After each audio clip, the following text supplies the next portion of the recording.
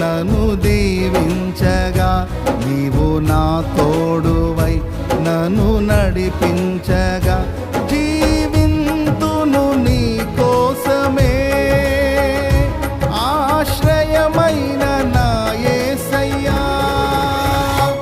అతి పరిశుద్ధుడా స్తుతి నైవేద్యము నీకే అర్పించి కీర్తింతును.